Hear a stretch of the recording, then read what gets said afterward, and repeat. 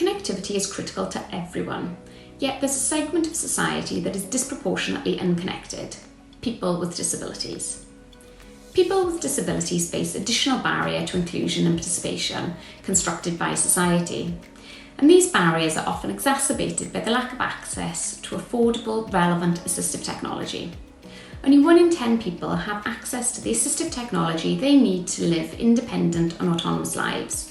In order to reach people with disabilities that are unconnected and provide better services for those that are connected, a global effort is needed to create a significant shift in how people with disabilities are reached and included. Ensuring digital inclusion is critical and requires informed action for all stakeholders to address the barriers faced by people with disabilities and to meet their needs. In order to operationalise how to do this, the GSMA, in conjunction with mobile operators and disability and accessibility experts, have developed a set of principles to advance the digital inclusion of people with disabilities. The principles are set around 3 main areas of focus.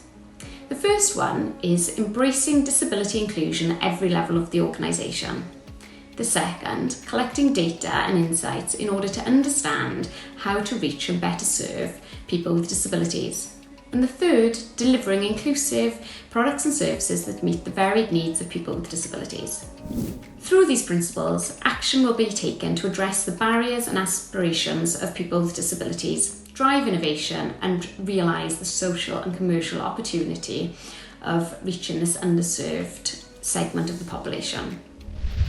Why is it important to ensure the digital inclusion of people with disabilities? As a blind person, I strongly believe disability is not the outcome of an impairment. Actually, it's not a body-related issue. It's the direct consequence of social barriers. So we should focus on removing those barriers, making us disabilized. It is very important to include people with disabilities digitally. If societies are going to prosper, it has to be done in an equitable and inclusive manner. Digital inclusion, which is something that we take very seriously, and not just on disability, but whether it's on gender, language, whether it is groups of the population that may not otherwise have fully understood the best they can get out of technology.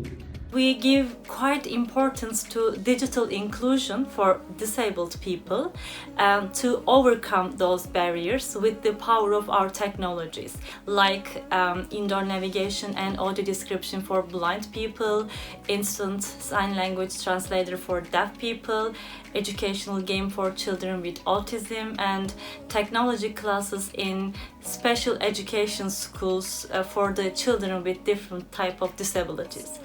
Thanks to adapted or dedicated devices, customized user interfaces, and specific human-machine interactions. We are also engaging our ecosystem of suppliers to propose digital solutions and assistive technologies for disabled people. And of course, for these users, it helps them overcome many of the daily struggles and challenges that you and I may not always understand, but these simple tools can give them so much greater ability to overcome those challenges. What are the benefits for people with disabilities and your organisation? It is great to have a diverse group of employees, obviously, because you gain insights and you're able to share experiences, and it makes a company definitely perform much better.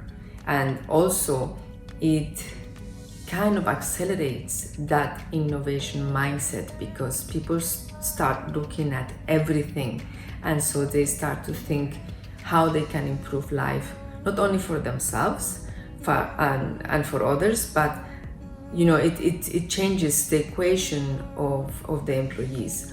Digital inclusion is something we take very seriously and work towards enabling those parts of the population get the most out of our technologies.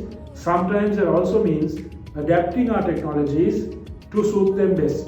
The Aturu Mitru app is something that we developed around 2018, which is something for people with cerebral palsy, strokes, any other kind of speech impairment. to communicate with their loved ones or caregivers. It's a very simple app, and we have seen a steady growth in the number of users for that app. Orange provides dedicated solutions adapted to elderly people or people with disabilities through a dedicated website, Autonomie avec Orange, where, for example, dedicated smartphones are provided for simplified calls and internet access.